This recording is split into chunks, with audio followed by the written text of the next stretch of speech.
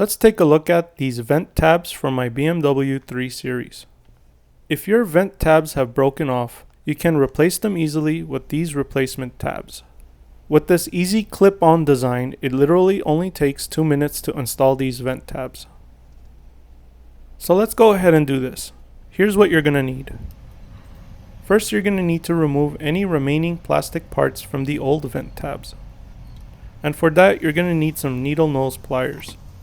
This is a common tool and you can find it in pretty much any home store. Be careful not to break the post that it's clipped onto.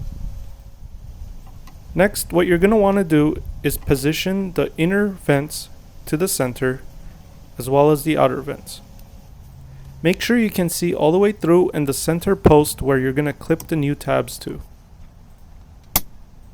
Slide the new tab onto the third vent bar from the top. Make sure the two teeth that are protruding out from the back grab onto the post that's at the center of the back of the vent. Here's a quick comparison. The left side has the original vent tab and the right side is the new one.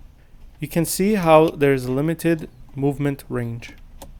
However, I'm happy to overlook this problem for the ease of installation of these new vent tabs.